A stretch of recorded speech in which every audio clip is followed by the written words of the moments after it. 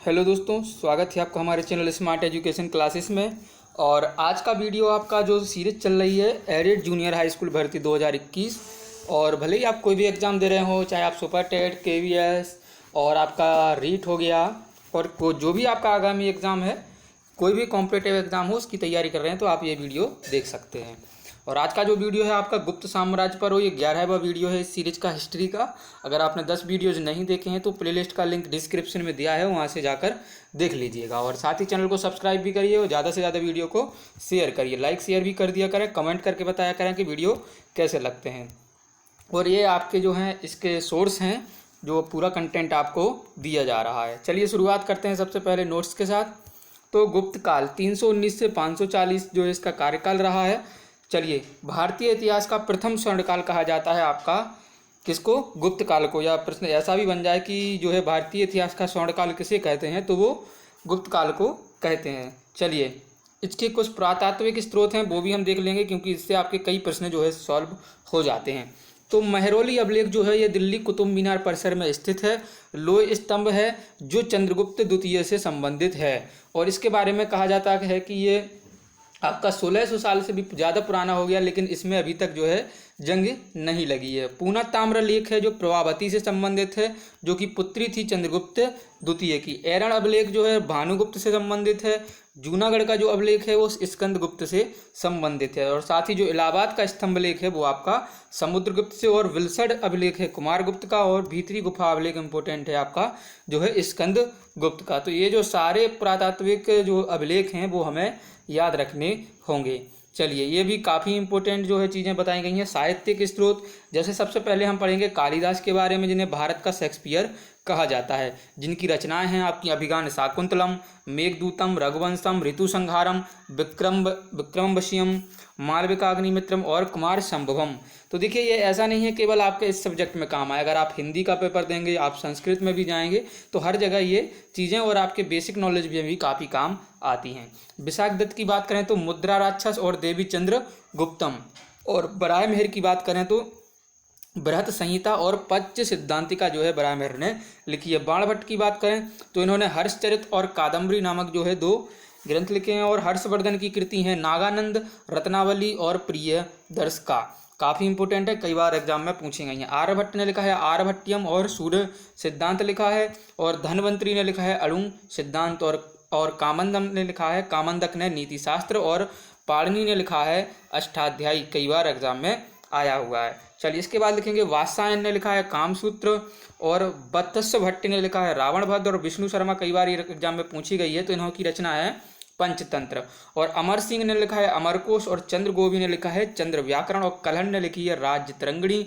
और सोमदेव ने लिखा है कथा सरित सागर। तो अब आप समझ गए होंगे कि जो गुप्त काल है उसको स्वर्ण युग क्यों कहा जाता है। देखिए, कितनी सारी रचनाएं हैं जो हमें गुप्त साम्राज्य के बारे में, गुप्त काल के बारे में बताती हैं। चलिए आगे बढ़ेंगे। देखिए, वीडियो काफ़ी लंबा हो जाए तो घबराना बिल्कुल भी नहीं है, ठीक है ना। वीडियो पूरा देखिएगा। गुप्त वंश का संस्थापक जो था कौन था? श्रीगुप्त था। इसने जो है महाराजा की उपाधि धारण की। किसकी? महाराजा की उपाधि धारण की। इसका उत्तराधिकारी, इसका पुत्र बना, वो कौन बना था? घटोत्कच हुआ। और इसने भी जो है महाराजा की उपाधि धारण की थी। लेकिन गुप्त वंश का वास्तविक संस्थापक कौन था? चंद्रगुप्त प्रथम था, जिसका शासन कहें तो 319 से 335 तक हुआ। और 319 ईस्वी में इसने गुप्त संवत की शुरुआत की थी। 319 ईस्वी में जो है गुप्त संवत की शुरुआत की थी। इसके पहले हम 2 संवत पढ़ चुके हैं, शक संवत, और कौन पढ़ा है हमने? विक्रमी संवत, जो आप कमेंट करके बताएंगे। चलिए, महाराजा धीराज की उपाधि धारण की किसने? चंद्रगुप्त प्रथम ने। और इसने लिच्छवी की राजकुमारी कुमार देवी से जो है विवाह कर लिया था। चलिए आगे चलेंगे। प्रथम गुप्त शासक जिसने सिल्वर कॉइन, ठीक है, सिल्वर कॉइन यानी कि चांदी के सिक्कों का प्रचलन किया, किसने? चंद्रगुप्त प्रथम ने। चलिए, प्रथम भी याद रखिएगा। समुद्रगुप्त की बात करें तो 335 से 375। चलिए, जो है विंसेंट ऑथर स्मिथ हुए हैं, एक आपके जो है विदेशी हुए हैं। इन्होंने जो है क्या कहा है? भारत का नेपोलियन जो है समुद्रगुप्त के लिए कहा है। इनकी एक कृति है जो अर्ली हिस्ट्री ऑफ इंडिया, तो उसमें ये सारी बात कही गई है। चलिए, क्योंकि इसने दक्षिणापथ के 12 सबसे साहसी पराक्रमी शासकों को पराजित किया और उत्तरार्ध के 9 शासकों को पराजित किया था, इसलिए भारत का नेपोलियन इन्हें कहा जाता है। 21 शासकों को हराकर इसे एक चक्रवर्ती सम्राट बना। एक अश्वमेध यज्ञ का आयोजन भी कराया। विक्रमांक की उपाधि धारण की। किनसी? विक्रमांक की उपाधि। दरबारी कवि की बात करें तो हरिश्चंद्र ने इलाहाबाद स्तंभ लेख के समुद्रगुप्त की जो है विजयों का वर्णन किया है। कहाँ पर? इलाहाबाद में। और समुद्रगुप्त जो है एक कवि था जिसने क्या है कविराज की उपाधि धारण की थी। और उसने क्या है बीड़ा वादन करते हुए आकृति के सिक्के भी चलाए थे। पूछा जाता है एग्जाम में कि कौन सा शासक जो है बीड़ा बजाने का शौकीन था या कुछ भी, तो वो थे समुद्रगुप्त। चलिए आगे देखिए, ये लिखा है बौद्ध धर्म को भी संरक्षण दिया था। बौद्ध भिक्षु वसुबंद इसके 2 पुत्र थे। किसके? समुद्रगुप्त के, रामगुप्त और चंद्रगुप्त। ठीक है ना। तो रामगुप्त का शासन आया 375 से 380, 5 साल। यह एक अयोग्य शासक रहा है। ऐरण अभिलेख से भानुगुप्त सती प्रथा का उल्लेख हमें मिलता है। सती प्रथा का उल्लेख कहाँ से मिलता है? आपका ऐरण अभिलेख से मिलता है। विशाख दत्त द्वारा देवी चित्रगुप्तम उपन्यास इस समय लिखा गया था। चलिए इसके बाद आया आपके चंद्रगुप्त द्वितीय। गुप्त साम्राज्य का महानतम शासक रहा चंद्रगुप्त द्वितीय, 380 से 413। चलिए 399 में क्या हुआ कि प्रसिद्ध चीनी यात्री फायान भारत आया। किसके समय में? चंद्रगुप्त द्वितीय के समय में। और 15 वर्षों तक उसने भारत में रहा। चलिए अपने दरबार में नवरत्न रखने वाला इतिहास का प्रथम शासक कौन था? चंद्रगुप्त द्वितीय। ये काफ़ी इंपॉर्टेंट है। अकबर ने भी नवरत्न लिखे थे, लेकिन उसके पहले जो है चंद्रगुप्त द्वितीय ने नवरत्न रखे थे। वो कौन थे? 9 महाकवि कालिदास, धनवंतरी, बराहमिहिर, अमर सिंह, शंकु, बेताल भट्ट, छपड़ाक, हरिसेन और वररुचि। तो देखिए कितने इंपॉर्टेंट जो है व्यक्तित्व रहे हैं चंद्रगुप्त द्वितीय के समय में, जिन्हें नवरत्न कहा जाता था। चलिए आगे देखिए, हिंदू धर्म का सर्वाधिक विकास हुआ है इसी समय। और इसने जो है किसने? चंद्रगुप्त द्वितीय ने परम भागवत की उपाधि धारण की। मोस्ट इंपोर्टेंट है। और इसने रोहिसेन तृतीय शक वंश का जो है अंतिम शासक था, उसकी हत्या की थी रोहिसेन तृतीय की। इसलिए क्या कहा जाता है? चंद्रगुप्त द्वितीय को जो है शकारी की उपाधि भी दी जाती थी। किसकी? शकारी, ये कहा जाता था। ठीक है ना। चलिए आगे है, भारतीय इतिहास में विक्रमादित्य की उपाधि धारण करने वाला प्रथम शासक था। और अंतिम शासक कौन बना? हेमू या हेमचंद। प्रथम कौन थे जो है विक्रमादित्य की उपाधि धारण करने वाले? चंद्रगुप्त द्वितीय। और अंतिम थे हेमू या हेमचंद्र। चलिए आगे, इसके आगे बात करनी है हमारे लिए कुमारगुप्त के बारे में, जो 413 से 454। इसने जो है महेंद्रादित्य की उपाधि धारण की। गुप्त काल में सर्वाधिक अभिलेख, चलिए एक थोड़ा साउंड आ रहा होगा। चलिए गुप्त काल में सर्वाधिक जो अभिलेख हैं कुमारगुप्त के ही हैं। 413 में क्या हुआ कि नालंदा विश्वविद्यालय बिहार की स्थापना किसने की? कुमारगुप्त ने की। भारत की पुरानी बौद्ध शिक्षा का केंद्र था जो है नालंदा विश्वविद्यालय। और यह महान बौद्ध का ऑक्सफोर्ड भी कहा जाता है। महान बौद्ध जो है बौद्ध का ऑक्सफोर्ड भी कहा जाता है। चलिए अंतिम महान शासक हुए स्कंदगुप्त। ठीक है ना, जिसने क्या हुआ कि गिरनार पर्वत पर जो सुदर्शन झील बनी थी उसका जीर्णोद्धार कराया था। चलिए और किसने कराया था? आपका रुद्रदामन ने। और बनवाई कितने थी आपकी बताइए? बनवाई किसने थी ये आप कमेंट करके बताएंगे। हम आपको कम से कम कुछ नहीं तो 8 से 10 बार बता चुके हैं, कमेंट जरूर करिएगा। इसी के शासनकाल में हूणों का प्रथम आक्रमण हुआ था। हूण शासक तोरमण, हूण शासक पूछा जाता है कि हूण शासक कौन था? तोरमण था, ने स्कंदगुप्त को पराजित किया। और यह जानकारी हमें ऐहोल अभिलेख से मिलती है। ऐहोल अभिलेख जो कि पुलकेशिन द्वितीय के समय में था, जो कि चालुक्य वंश के थे। और अंतिम शासक पूछा जाए तो विष्णुगुप्त। ठीक है ना, विष्णुगुप्त या कुमारगुप्त देखने को हमें मिलता है कई जगह। चलिए शुरू करते हैं आगे। अभी ये आपकी जो कक्षा 6 की बुक है उसमें एक प्रशासन के बारे में चीज़ कही गई थी जो कहीं कवर नहीं हो रही थी, तो हमने उसका पिक डाल दिया है। तो गुप्त काल में सम्राट शासन का केंद्र होता था। राजा की सहायता के लिए मंत्रिपरिषद होती थी, जिसके सदस्यों को अमात्य कहा जाता था। मंत्रिपरिषद के सदस्यों को क्या कहता था? जो सदस्य होते थे उनको अमात्य कहा जाता था। गुप्त साम्राज्य भुक्ति प्रांत में विभाजित था। किसमें? भुक्ति प्रांत में। ठीक है, साम्राज्य उससे नीचे क्या? भुक्ति प्रांत। और प्रांत के प्रमुख को क्या कहते थे? उपरिक कहते थे। और प्रशासन की सबसे छोटी इकाई क्या होती थी? ग्राम होती थी। ठीक है, और गुप्त काल में राज्य के अधिकारियों को नगद वेतन देने की प्रथा थी। नगद वेतन के स्थान पर जो है क्या? भूमि दी जाती थी। नगद वेतन नहीं मिलता था, भूमि मिलती थी। ठीक है, और प्राचीन काल में चली आ रही राजस्व प्रणाली का अनुसरण किया गया। और सामान्यतः जो कुल उपज का 1/6 भाग है वो दिया जाता था। गुप्त शासक जो थे वैष्णव धर्मानुयायी थे। इन्होंने परम भागवत की उपाधि धारण की। गुप्त शासकों का राजकीय चिन्ह क्या था? गरुड़ था। चलिए आगे एक और फोटो है। प्रसिद्ध वैज्ञानिक आर्यभट्ट ने बताया कि पृथ्वी गोल है और वह सूर्य का चक्कर लगाती है। किसने बताया था? आर्यभट्ट ने बताया था। सबसे पहले ही बता दिया था। भारत काफ़ी बहुत आगे था। प्रथम कृत्रिम उपग्रह है जो हमारा, उसका नाम भी आर्यभट्ट रखा गया है। महरौली का लोह स्तंभ वैज्ञानिक प्रगति का एक बेजोड़ नमूना है कि देखिए अभी भी उसमें जंग नहीं लगती है। बराहमिहिर चंद्रगुप्त द्वितीय के दरबार में नवरत्नों में से एक थे। बराहमिहिर प्रथम व्यक्ति थे जिन्होंने कहा था कि कोई ऐसी शक्ति है जो चीज़ों को जमीन के साथ मतलब खींचती है, चिपकाए रहती है, तो उसे गुरुत्वाकर्षण इन्होंने बताया था। तो ये देखिए ब्राह्मण ने कितने पहले बता दिया था, जबकि नाम किसका होता है, न्यूटन का होता है, ठीक है ना। तो काफ़ी चीज़ें जो है भारत पहले ही खोज चुका था। विदेशी यात्री फाहियान चंद्रगुप्त द्वितीय के समय में भारत आया था, और फाहियान ने पाटलिपुत्र में एक विशेष जो है चिकित्सालय भी देखा था। चलिए अब आ रहे हैं अपनी जो है सार संग्रह जो एनसीईआरटी है उसकी तरफ। चलिए शुरू करेंगे। चलिए तो देखिएगा, गुप्त राजवंश का प्रथम शासक कौन था, वो था श्रीगुप्त। पढ़ चुके हैं हम। देखिए अब बस जल्दी जल्दी क्या है, रिवीजन चल रहा है। और वीडियो लाइक नहीं किया तो लाइक कर दीजिएगा, क्योंकि अब हम रोकेंगे इस बुक को ख़त्म करने के बाद। नगरों का क्रमिक पतन किस काल की एक महत्वपूर्ण विशेषता है, तो वो है आपका गुप्त काल में जो है क्रमिक रूप से पतन हुआ था। प्राचीन भारत में किस वंश का शासनकाल स्वर्णयुग कहलाता है, तो गुप्त वंश को। गुप्त वंश में किस अवधि तक शासन किया, 275 से 550। तो यहाँ देखिए कभी कभी आपको क्या मिलता है कि 319 दिया जाता है, जो आपका चंद्रगुप्त प्रथम के समय से। तो ये चीज़ें थोड़ी माइनर होती हैं, लेकिन आप जो है ऑप्शन से कर लेंगे। भारत का नेपोलियन किसे कहते हैं, समुद्रगुप्त को कहते हैं। और समुद्रगुप्त जो है प्रथम गुप्त शासक था जिसने परम भागवत की उपाधि धारण की थी। इसके बाद गुप्त शासक चंद्रगुप्त द्वितीय ने परम भागवत की उपाधि धारण की। सबसे पहले किसने की थी, समुद्रगुप्त ने।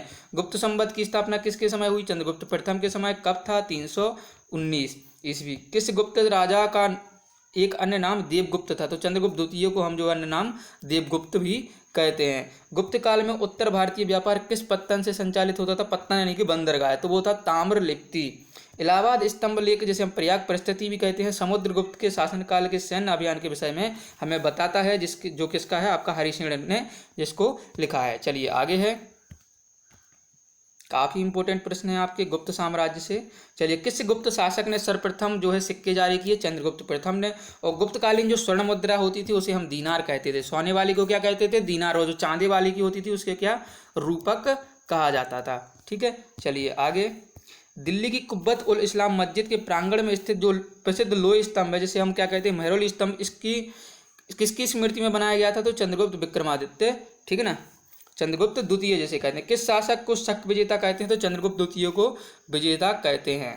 और इसने क्या, सकारी की उपाधि से धारण की थी। श्रीगुप्त ने आदिराज और महाराज की उपाधि धारण की, और चंद्रगुप्त द्वितीय ने विक्रमांक और विक्रमादित्य और विक्राम की, और स्कंदगुप्त ने शक्रादित्य और शक्रोपम। देखिए ये दोनों याद रखिएगा, समुद्रगुप्त का याद रखिएगा पराक्रमंक, और कुमारगुप्त की भी याद रखिएगा महेंद्रादित्य, और चंद्रगुप्त प्रथम की महाराजा धीराज। ये उपाधियां काफ़ी महत्वपूर्ण हैं। और देखिए ये जो लिखा है नीचे, क्या लिखा है, ये भी हम आपको बता देते हैं। मध्य प्रदेश के रीवा जिले में स्थित जो सुपिया का लेख है, उसमें जो है गुप्त वंश को क्या है, घटोत्कच वंश भी कहा गया। सुपिया के अभिलेख में जो है जो गुप्त वंश को घटोत्कच वंश भी कहा गया है। चलिए आगे बढ़ेंगे। चलिए, गुप्तकालीन कुछ अधिकारी हुए हैं, उनके लिए कुछ विशेष शब्द प्रयोग होते थे। तो जो देखिए सेना का सर्वोच्च अधिकारी होता था उसे क्या कहते थे, महासेनापति कहा जाता था। जो सेना की आवश्यकताओं की पूर्ति करने वाला होता था उसे क्या कहते हैं, रण। रण का अर्थ क्या होता है, देना, और रण के आगे जोड़ देना है हमें भांडागारिक, ठीक है, रण भांडागारिक कहते थे सेना की आवश्यकताओं की पूर्ति करने वाले को। महासंधि विग्राहक कौन कहलाता था, युद्ध व शांति का जो प्रधान होता था वो महासंधि विग्राहक कहलाता था। चलिए, महाभांडा जो गाराधिकृत होता था वो राजकोषीय यानी कि राजकोषीय का प्रधान होता था, राजकीय जो कोष होता था उसका प्रधान होता था। और अगला है महाअक्षपटलिक, तो ये होता था अभिलेख जो होते थे उन विभाग का प्रधान होता था महाअक्षपटलिक। सर्वाध्यक्ष कौन होता था, केंद्रीय जो सचिवालय होता है ना उसका अध्यक्ष होता था। और महाप्रतिहारक होता था राजा प्रसाद का मुख्य सुरक्षा अधिकारी होता था, राजा प्रसाद का मुख्य सुरक्षा अधिकारी महाप्रतिहार। और ध्रुवाधिकरण कौन होता था, भूमि कर वसूलने वाला विभाग का होता था ध्रुवाधिकरण। चलिए याद रखना है इतना आपके लिए। और आगे है अग्रहारिक कौन कहलाता, दान विभाग का प्रधान। और साथ ही ये बस एक बार पढ़ लीजिए, विकल्प में आप कर लेंगे, इतना इंपॉर्टेंट बहुत कम आते हैं वैसे तो ये। महाबलाधिकृत कौन कहलाता था, सेना का जो सेनापति सर्वोच्च अधिकारी होता था वो जो है बलाधिकारी कहलाता। महादंड नायक, ये इंपॉर्टेंट है, न्यायाधीश कहलाता था। दंडपाशिक जो पुलिस विभाग का सर्वोच्च अधिकारी दंडपाशिक कहलाता था। और विनय स्थिति स्थापक जो है शिक्षा अधिकारी कहलाता है, एजुकेशन मिनिस्टर विनय स्थिति स्थापक। देखिए कितना बड़ा नाम है। चलिए आगे देखिए, गुप्त काल में अपनी आयुर्विज्ञान विषयक रचना के लिए कौन थे, तो वो थे सुश्रुत। चंद्रगुप्त ने नवरत्न, चंद्रगुप्त के जो नवरत्न में से कौन फलित ज्योतिषी कौन था, तो वो थे छपड़क, एक ज्योतिषी थे। चंद्रगुप्त द्वितीय स्वयं एक विद्वान था तथा विद्वानों का आश्रयदाता था। उसके दरबार में 9 विद्वान थे जिन्हें नवरत्न कहते थे। एक बार नाम फिर से पढ़ लेते हैं। कालिदास, धनवंतरी, छपड़क, शंकु, बेताल भट्ट, अमर सिंह और घटकर पर, बराहमिहिर और बररुचि। ये इसलिए बार बार आपको पढ़ के बता देते हैं ताकि आपके दिमाग में ये बैठ जाए। चलिए आगे है। शक और गुप्त संवतों के मध्य जो कितना अंतर आता है वो आता है आपका 241 और 242। ये विकल्प में आपको मिलेगा, याद रखिएगा। गुप्तकालीन जो है, गुप्तकालीन रजत चांदी मुद्राओं को क्या नाम था? रुपयक। और सोने को क्या कहते थे? दिनार। चलिए, कुमार गुप्तकालीन मंदसौर अभिलेख जो है उसमें से किस श्रेणी का उल्लेख मिलता है? तो हमें तंतुवाय श्रेणी का जो है उल्लेख मिलता है। चलिए अब आगे बढ़ेंगे। ये थोड़ा जूम करते हैं जिससे आपको विजुअल रहे। वीडियो लाइक कर दीजिए तब तक आप। चलिए, गुप्तकालीन भूमि वर्गीकरण याद रखिएगा। चलिए यहाँ पर कोई क्वेश्चन है, चलिए एक ऊपर वो भी देख लेते हैं। गुप्त काल की कृषि व्यवस्था का महत्वपूर्ण लक्षण क्या था? कि सामंतवाद का प्रारंभ हो गया था उस समय। चलिए, सामंतवादी प्रथा आप समझते होंगे। चलिए, गुप्तकालीन भूमि वर्गीकरण क्षेत्र, जैसे क्षेत्र होता था ना, क्षेत्र, तो खेती करने योग्य भूमि के लिए प्रयुक्त करते थे क्षेत्र। और वास्तु क्या कहलाता? आपका निवास, जहाँ हम रहते हैं ना, निवास करने योग्य जो भूमि होती थी वो वास्तु कहलाती थी। खिल क्या कहलाता था? जो भूमि कृषि योग्य नहीं होती थी यानी कि बंजर होती थी उसे खिल कहते थे। अपराध क्या कहलाता था? जंगली भूमि होती थी यानी कि जंगली क्षेत्र। और चारागाह, पशुओं को चराने के लिए छोड़ी गई भूमि चारागाह कहलाती थी। चलिए आगे बढ़ेंगे। किस शासक ने 4 अश्वमेध यज्ञ किए थे? तो प्रवरसेन प्रथम ने जो है 4 अश्वमेध यज्ञ किए थे। कई बार पूछा गया है। कायस्थ शब्द का उल्लेख किस ग्रंथ में मिलता है? तो मुद्रा राक्षस किसका है? ये है आपका विशाखदत्त का। ईंटों से निर्मित गुप्तकालीन मंदिर कहाँ है? बिठूर, कानपुर में एक जो है ईंटों से निर्मित मंदिर है। और एक है आपका देवगढ़ का दशावतार मंदिर जो उत्तर प्रदेश के ललितपुर जनपद में पड़ता है। ये भी आप याद रखेंगे, वो मंदिर भी आपका गुप्त काल का है। चलिए, कुमारगुप्त के समय में ही मध्य भारत में रजत सिक्कों जो मयूर शैली का प्रचलन हुआ, इसने महेंद्रादित्य की उपाधि किसने धारण की थी? कुमारगुप्त ने धारण की। नालंदा विश्वविद्यालय की स्थापना कुमारगुप्त के शासनकाल में की गई थी। गुप्त काल में पैठन की प्रसिद्धि का क्या कारण था? व्यापारिक मंडियां थी पैठन की प्रसिद्धि का कारण। शतरंज का खेल जो आपका चेस है वो, उसका जो है खेल भारत में गुप्त काल के दौरान प्रारंभ हुआ, जहां से क्या है चतुरंग भी हम कहते थे। और सबसे पहले ये भारत से ईरान गया और ईरान के बाद ये यूरोप में पहुंचा। क्या? शतरंज का प्रारंभ भारत में हुआ, याद रखिएगा। गुप्त काल में किस बंदरगाह से दक्षिण पूर्वी एशियाई राष्ट्रों को जहाज रवाना होते थे? वो ताम्रलिप्ति बंदरगाह को। किस चीनी यात्री ने गुप्त काल में भारत की दशा का वर्णन किया है? तो चीनी यात्री फायान ने। चलिए, भारत में हिंदू देवी देवताओं को समर्पित सबसे प्राचीन मंदिर किसके काल के हैं? तो गुप्त काल में काफ़ी मंदिर बने थे जो हिंदू देवी देवताओं को समर्पित थे। चलिए, तभी तो एक और कहावत है कि जो हिंदू धर्म का स्वर्ण काल किसे कहते हैं? तो गुप्त काल को कहते हैं। सती प्रथा का प्रथम अभिलेख साक्ष्य एरण अभिलेख से हमें प्राप्त हुआ है। और यह अभिलेख 510 ईस्वी का है, जिसमें गोपराज नामक सेनापति की स्त्री के जो है सती होने का, किसके? गोपराज नामक सेनापति के स्त्री के सती होने का प्रमाण हमें मिलता है। गुप्त काल में चीन से भारत में किस वस्तु का आयात किया जाता था? यानी कि चीन से क्या आता था? तो रेशम के कपड़े जो है चीन से आते थे। और ये जो लाइन लिखी है वो भी हम आपको एक बार बता देते हैं। तो ये लिखा है कि कल्हण के अनुसार अशोक ने अपने शासन के 7वें वर्ष में कश्मीर को जीता तथा कश्मीर में श्रीनगर की स्थापना की थी। ये जो लाइन लिखी है ये कल्हण ने लिखी है। चलिए आगे बढ़ेंगे। देखिए, गणराज्यों के अंत के लिए कौन उत्तरदायी था? वो था आपका समुद्रगुप्त। चलिए, गुप्त काल का प्रसिद्ध खगोल शास्त्री कौन था? वो थे आर्यभट्ट। और गुप्तकालीन चित्रकला का उत्कृष्टतम रूप हमें अजंता की गुफाओं से मिलता है, जो कि आपके महाराष्ट्र में ये पड़ती हैं।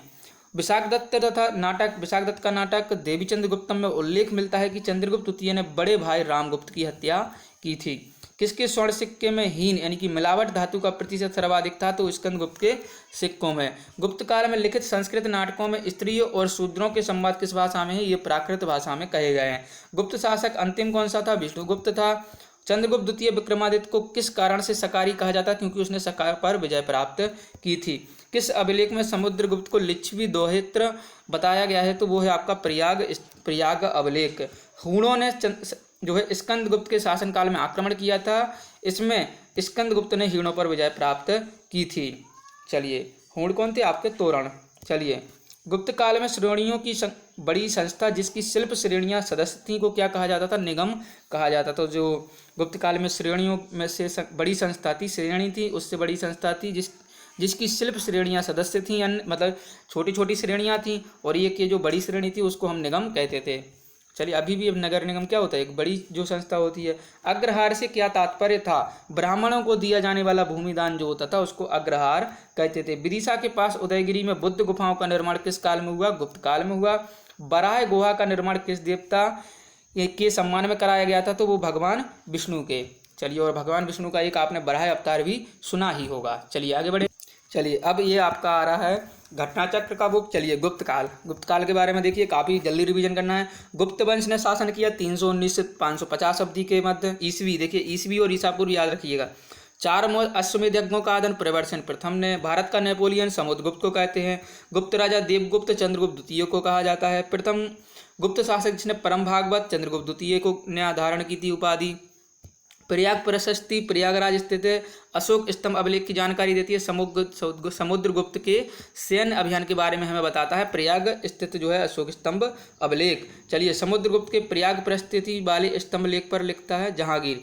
यानी कि कहने की ये बात है। चलिए, आराम आराम से पढ़ते हैं क्योंकि बोलने में थोड़ी गलती हो जाती है। समुद्रगुप्त के प्रयाग प्रस्थिति वाले स्तंभ पर लेख मिलता है हमें किसका, जहांगीर का जो है हमें लेख मिलता है। चलिए, पृथव्या प्रथम वीर उपाधि थी समुद्रगुप्त की। हूणों ने भारत पर आक्रमण किया था स्कंदगुप्त के शासनकाल में। वह अभिलेख जिससे ज्ञात होता है कि स्कंदगुप्त ने हीड़ों को पराजित किया, तो वो था आपका भीतरी स्तंभ लेख, या इसे भीतरी गुफा अभिलेख भी हम कह देते हैं।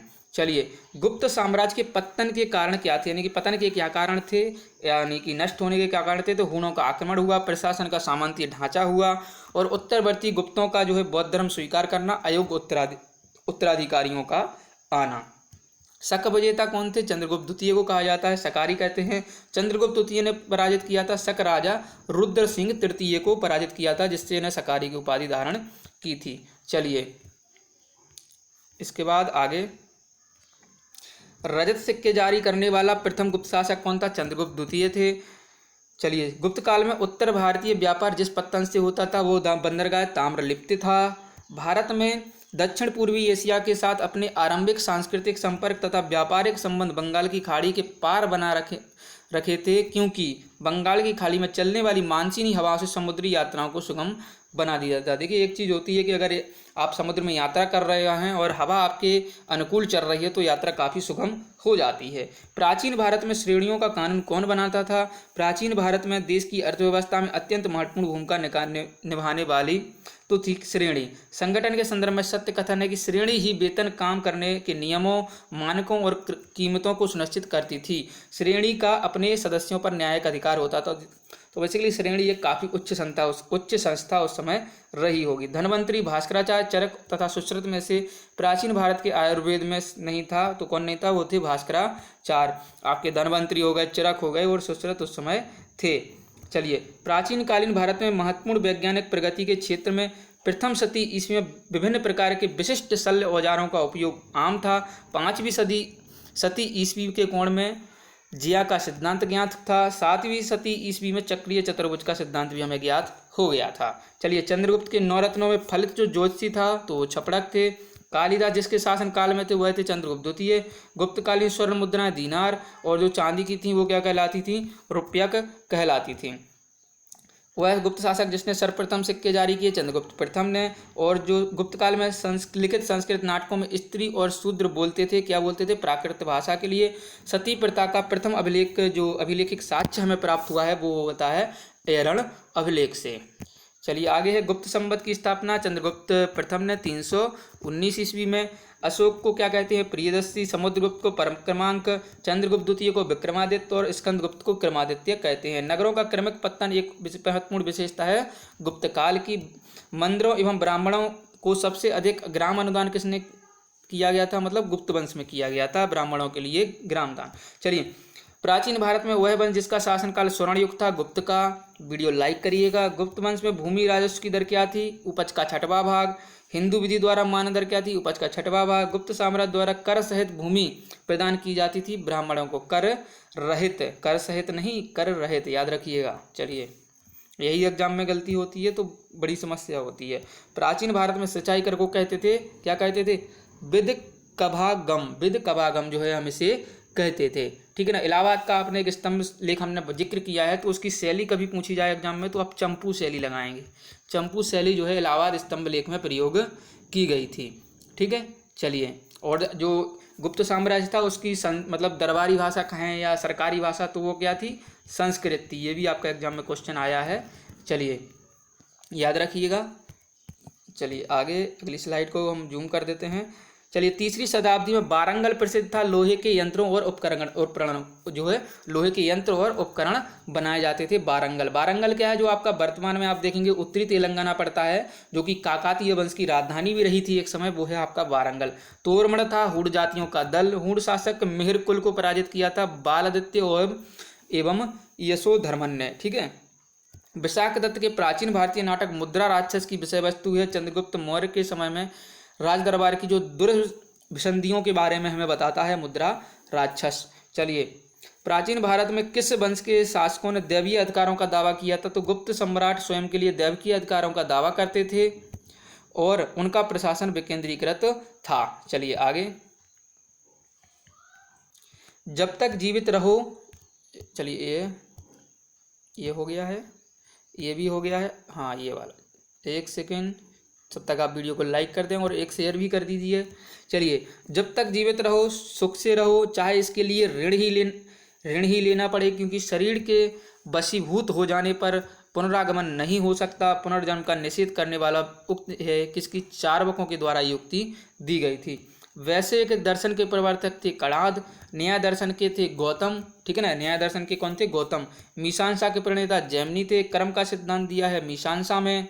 सांख्य, वैश्विक, मीमांसा, न्याय तथा योग में से वह दर्शन जिसका मत जो है कि वेद शाश्वत सत्य, वेद जो है वो शाश्वत सत्य है, तो ये मीमांसा में कहा गया है। चलिए, मीमांसा और वेदांत, न्याय और वैश्विक, लोकायत और कापलिक तथा सांख्य और योग इगमों में से वह जो भारतीय षड दर्शन का भाग नहीं है, तो वो है लोकायत और कापलिक। लोकायत और कापालिक, ये काफ़ी जो है अच्छे एग्जाम के क्वेश्चन है। आपके पीसीएस की बात करें तो उसमें ये क्वेश्चन आते हैं। अद्वैत दर्शन के संस्थापक थे शंकराचार्य, जिन्होंने आपके जो है किया था, इन्होंने 4 मठ जो है बना दिए थे। चलिए आगे हम देखेंगे, ज्ञान, कर्म, भक्ति तथा योग में से अद्वैत वेदांत के अनुसार मुक्ति प्राप्त की जा सकती है ज्ञान के द्वारा। शंकराचार्य, अभिनव गुप्त व रामानुज तथा माधव में से वेदांत दर्शन के साथ संबंध किसका नहीं है? तो अभिनव गुप्त का जो है संबंध नहीं है। चलिए, ये कुछ संबंध दिए गए थे। विक्रम संवत 57 ईसा पूर्व या 58 ईसा पूर्व, शक संवत जो है 78 ईस्वी, गुप्त संवत 319 ईस्वी और कली संवत्सर ये 3102 ईसा पूर्व माना जाता है। 3 तो कम से कम याद रखिएगा। पुलकेशन द्वितीय का बादामी शिलालेख शक वर्ष 465 का दिनांकित है। यदि इसे विक्रम संवत में दिनांकित करना हो तो क्या होगा? 601 या 600। ये क्वेश्चन थोड़े जो है कॉन्सेप्ट वाले होते हैं, इनको आप छोड़िए। चलिए, इनमें से कुछ नहीं करना था। 465 में से आपको जोड़ना होता है, कुछ घटाना होता है, इतना ही करना होता है और कुछ नहीं, ठीक है ना। चलिए, एक चालुक्य अभिलेख के तिथि अंकन के शक संवत का वर्ष 556 दिया है, तो इसका तुल्य वर्ष है। तो देखिए बात की जा रही है कि आपका जो, तो इसमें कुछ नहीं करना होता। जैसे 556 आपका दिया है तो इसमें हमें लगाना है विकल्प के अनुसार, तो मुश्किल इसमें अगर 78 अपन जोड़ देते हैं तो आपका बन जाता है 634, ठीक है ना। तो ये सारी प्रक्रियाएँ इसमें होती हैं, 1-2 बार प्रैक्टिस कर लीजिएगा। चलिए, पुराणों के अनुसार चंद्रवशीय शासकों का मूल स्थान था प्रतिष्ठानपुर। मोखरी शासकों की राजधानी थी कन्नौज इत्रनगरी। चलिए, हरिशेल, कल्हण एवं कालिदास में से वह जिसकी पुस्तकों में हर्ष के समय की सूचना मिलती है, तो वो है कल्हण, जिसकी राजतरंगिणी है रचना। हर्षचरित नामक पुस्तक बाणभट्ट ने लिखी है। सम्राट हर्ष ने अपनी राजधानी थानेश्वर से कहाँ की थी? कन्नौज की थी। सम्राट हर्षवर्धन ने 2 महान धार्मिक सम्मेलनों का आयोजन किया था, कन्नौज और प्रयाग में। और बाकी जो हर्ष के ऊपर अपना वीडियो आएगा, हर्षवर्धन के ऊपर, तो वो अगला वीडियो पूरा रहेगा उन्हीं पर। उत्तर प्रदेश में स्थित वह स्थल जहां हर्षवर्धन ने बौद्ध महासम्मेलन का आयोजन करवाया था, वो था आपका प्रयाग। चलिए आगे दिया है, नर्मदा नदी पर सम्राट हर्ष के दक्षिणावर्ती अग्रमण को रोका किसने? पुलकेशन द्वितीय ने रोका। तो कवि बाण निवासी थे प्रीतिकूटा, सोन नदी के किनारे, बिहार राज्य में ये पड़ता है। हिनस्यांग भारत आए थे सम्राट हर्ष के शासनकाल में। चलिए, भारत की यात्रा करने वाले किस चीनी यात्री ने तत्कालीन भारत की सामान्य दशाओं और संस्कृति का वर्णन इस प्रकार किया है कि प्राचीन भारतीय न्याय व्यवस्था में अपराध की जांच कैसे की जाती थी। जहां तक अपराधों के लिए दंड का प्रश्न है, अग्नि, जल, विष द्वारा सत्य परीक्षा किया जाना ही किसी भी व्यक्ति की निर्दोषता अथवा दोष के निर्णय साधन थे, यानी कि अग्नि, जल और विष का उपयोग किया जाता था। तो ये कहा है चुआन च्वांग, जिसे हेनस्यांग भी कहते हैं। चलिए आगे, हेनस्यांग का भारत यात्रा के समय सूती कपड़ों के उत्पादन के लिए सबसे प्रसिद्ध नगर था मथुरा। कौशेय शब्द का प्रयोग किसके लिए? रेशम के लिए किया गया है, जो सिल्क रूट भी हम जिसे कहते हैं। चलिए, चीनी यात्री हेनसेंग ने अध्ययन किया था आपका नालंदा विश्वविद्यालय में, याद रखिएगा। चीनी यात्री जिसने भीनमाल, एक जगह है भीनमाल, उसकी यात्रा किसने की थी? हेनसेंग ने की थी। चीनी यात्री जिक्र हो रहा है तो आप हेनसेंग आराम से लगा देंगे। चीनी यात्री इत्सिंग ने बिहार का भ्रमण किया लगभग जो है 671 और 72 ईस्वी के समय। चलिए आगे है, चीनी लेखक भारत का उल्लेख करते हैं किससे, किस नाम से करते हैं आपका? ये करते हैं इन तू नाम से, इन तू नाम से, ऐसे ही नाम होते हैं चीनीज के। नालंदा विश्वविद्यालय के विनाश का कारण क्या था? मुस्लिम आक्रमण, जो आपका कह सकते हैं हम किसने? बख्तियार खिलजी उस समय आया था। भारत में सबसे प्राचीन बिहार है नालंदा का, नालंदा बिहार में है। गुप्तोत्तर युग में प्रमुख व्यापारिक केंद्र क्या था? कन्नौज त्रिनगरी। गुप्तकालीन अर्थव्यवस्था की प्रमुख विशेषता क्या थी? तो सामंतवाद का विकास हुआ। गुप्तोत्तर काल की कृषक संरचना की प्रमुख विशेषता ये रही थी। इस काल में भूस्वामी, मध्यम वर्ग एवं आश्रित कृषक वर्ग अस्तित्व में आए थे। भारतीय इतिहास के संदर्भ में सामंती व्यवस्था के अनिवार्य तत्व क्या थे? भूमि के नियंत्रण तथा स्वामित्व पर आधारित प्रशासनिक संरचना का उदय हुआ। सामंत तथा उसके अधिपति के बीच स्वामी दास संबंध बनना, ये जो तो उस समय अनिवार्य हो गया था, जिसके कारण क्या हुआ? गुप्त साम्राज्य में थोड़ी फूट आई। चलिए, प्रसिद्ध चीनी यात्री फायान समकालीन था। चीनी तीर्थयात्री फायान चंद्रगुप्त द्वितीय का समकालीन था। चीनी यात्री जो हेनसेंग था वो हर्ष से मिला और उसने बौद्ध धर्म का ये उपासक था। चलिए, 8वीं शताब्दी के संत जो शंकराचार्य थे, इनका मत क्या? भारत में विभिन्न क्षेत्रों में 4 धाम इन्होंने स्थापित किए थे। उन्होंने वेदांत का प्रचार भी किया है। उन्होंने बौद्ध तथा जैन धर्मों के विस्तार पर रोक लगाई थी। आदि शंकर जो बाद में शंकराचार्य बने, उनका जन्म केरल में हुआ था। चलिए, आदि शंकराचार्य द्वारा स्थापित 4 मठ जो हैं वो जोशी मठ, द्वारका, पुरी और श्रृंगेरी में ये 4 मठ स्थापित किए गए थे। कुछ कवि हैं और उच्च शासक, तो रवि कीर्ति थे पुलकेशन द्वितीय के समय, भवभूति आपके कन्नौज के यशोवर्मन, हरिसेन समुद्रगुप्त के समय, दंडी नरसिंह वर्मन के समय, जो अमीर खुसरो हुए हैं वो अलाउद्दीन खिलजी के समय, कालिदास चंद्रगुप्त द्वितीय के समय, हरिसेन समुद्रगुप्त के समय और बाणभट्ट जो है हर्षवर्धन के समय थे। तो ये हमारा वीडियो था गुप्त साम्राज्य पर। काफ़ी अच्छा वीडियो रहा है और ये 32-33 मिनट का वीडियो रहेगा। तो वीडियो लाइक करिए, वीडियो में काफ़ी नॉलेज आपको दी है, बस आपको नॉलेज लेते कैसे हैं वो आप पर निर्भर करता है। और साथ ही वीडियो को शेयर भी करिए और चैनल को सब्सक्राइब नहीं किया तो सब्सक्राइब करके जाइए। चलिए, मिलेंगे अगले वीडियो में, जिसमें हम हर्ष पढ़ेंगे, गुप्तोत्तर काल के बारे में पढ़ेंगे, यानी कि आपका जो पुष्यभूति वंश है। चलिए, धन्यवाद। जय हिंद, जय भारत।